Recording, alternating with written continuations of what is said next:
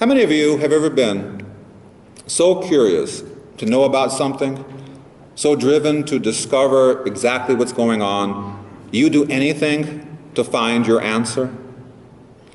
I'll never forget, it's one of the best memories I have growing up, my youngest sister, the youngest of us 6 children, and she was just a little tiny baby, and there she was lying on her back, listening to all of the older brothers and sisters playing and joking and making all kinds of noise. And though she was so tiny, she had to find out what was going on. So with all of her strength, she rolled over for the very first time to, of course, get a better view. It wasn't much longer that she was crawling. And so there she was, crawling at 5 months, and I kid you not, my little redhead sister was walking at 7 months. This little redheaded thing here, okay? Why? She had to know what was going on. And she still does, okay?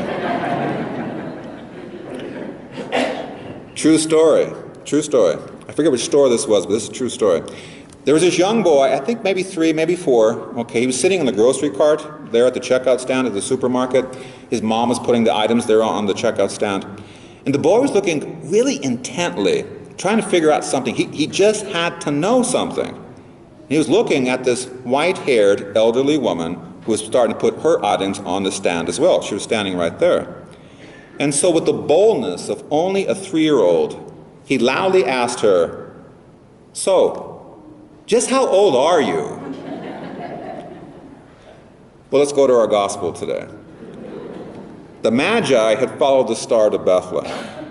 Though there's still some mystery as to who exactly they were, there were certainly some very educated men.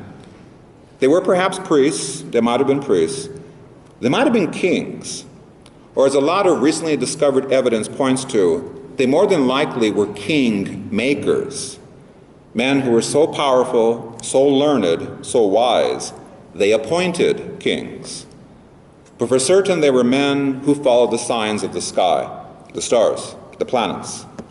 So keep in mind, there was no internet back then, no television, no newspapers. So people had to get the religious news from priests, prophets, and even from nature. And so word had spread, even back in those days, about the possibility of the coming Messiah. And up in the sky, something huge was taking place. The stars were all lining up in a way that screamed out to these men, someone very important is coming to this earth. They had to know.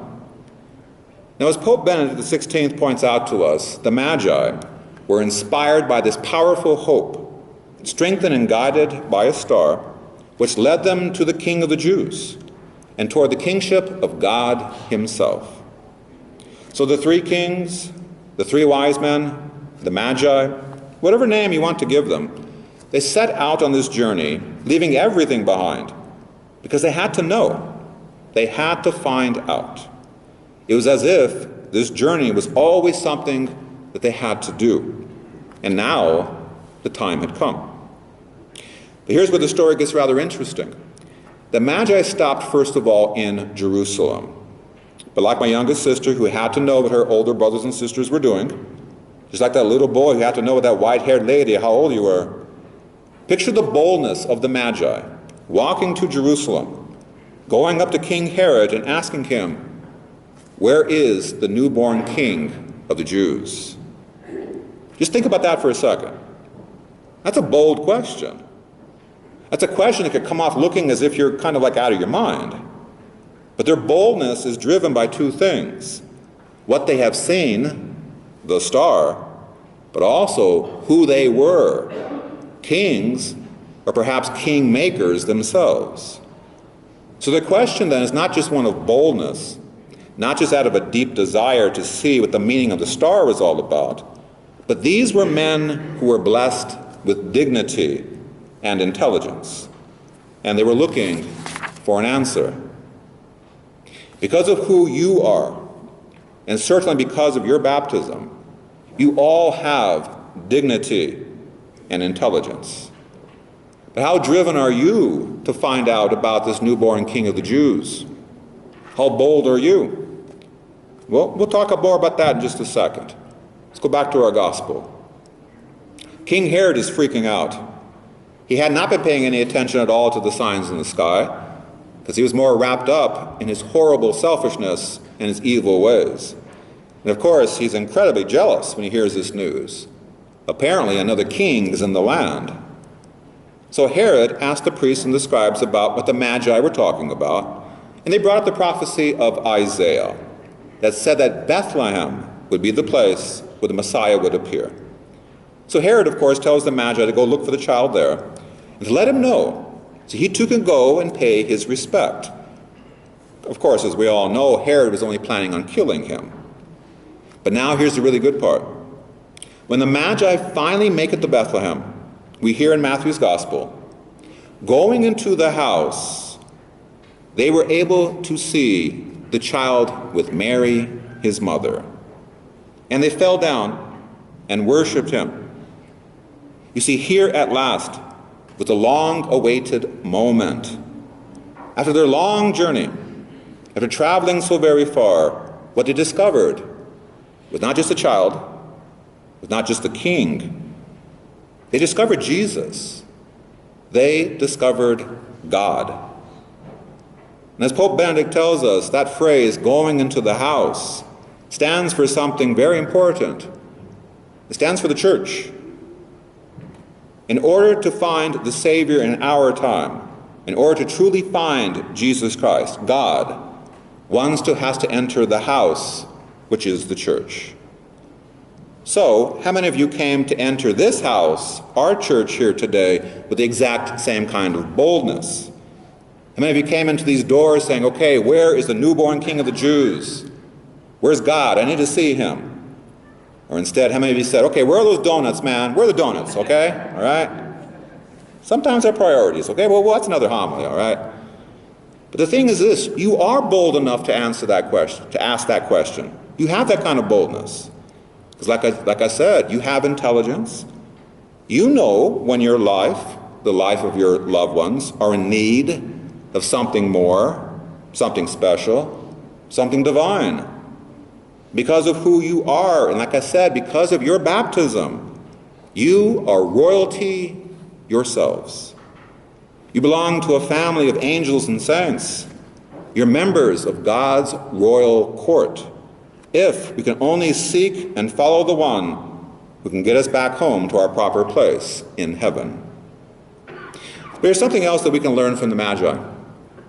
They fell down in worship and offered to the child gifts, costly gifts, gold, frankincense, and myrrh. So the climax of their journey then, introduction becomes adoration. See, finally meeting Jesus, even as an infant or even as a young boy, the encounter blossoms into an act of worship, an act of faith, and an act of love. Is that what happens to us? Do we boldly journey here to this church, even if you just live down the block, with the intention of discovering Jesus, of discovering God? And when you do, does it cause you to worship, to adore, and to bring to the child gifts? Well, Father, I ain't got no gold. Okay, I'm poor. Frankincense? Oh, okay. Don't you guys have that in the sacristy? And myrrh? Well, what is myrrh? No, that's not what we're talking about here. What is the gift that the Christ child wants from you? That's right. You. You are the greatest gift you can bring to our God. He wants you. So what then are the two biggest lessons that we can learn from the Magi today? First, that God is not as we usually imagine him to be. He's always much more. And second, we have to conform our lives to this God who's much more. We have to become people of truth, of love, of justice, of goodness, of forgiveness. We all know that. But we also have to become people of great hope and anticipation of God's grace to come. Because if he is the God of more, then we have to be the people who can receive and then give of this more, of this abundance. Many of us are not quite there yet, but are we at least on our way? And are you on the way with joy? with joy. So here's what we have to keep in mind.